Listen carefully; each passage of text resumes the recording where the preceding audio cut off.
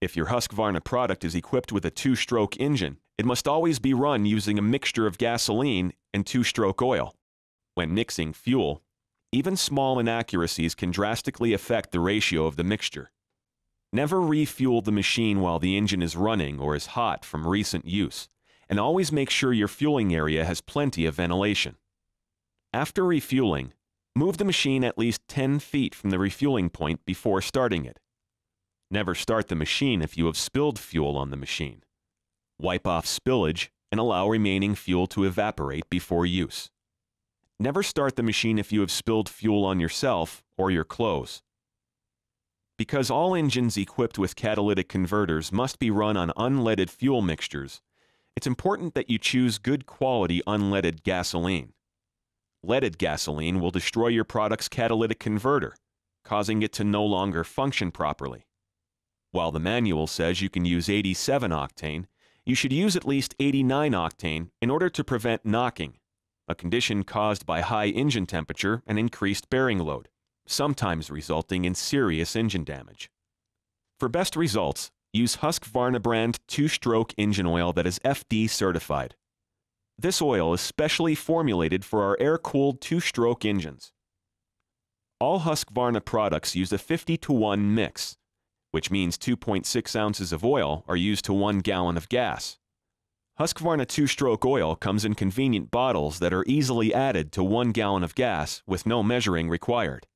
Never use two-stroke oil intended for water-cooled engines, such as TCW3, sometimes referred to as outboard oil.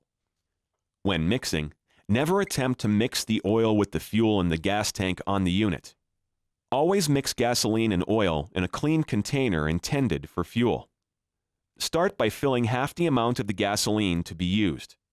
Then add the entire amount of two-stroke oil. Shake the fuel mixture for at least 10 to 15 seconds. Add the remaining amount of gasoline and reshake for 10 to 15 additional seconds.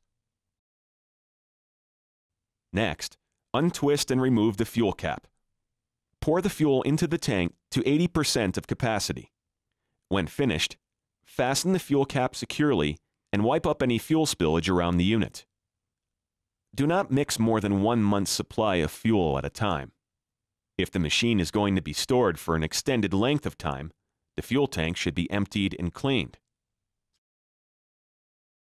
Proper lubrication not only extends the life of your Husqvarna product, but it also helps prevent the chain from breaking, which could lead to serious or fatal injuries. Start by checking your chain oil.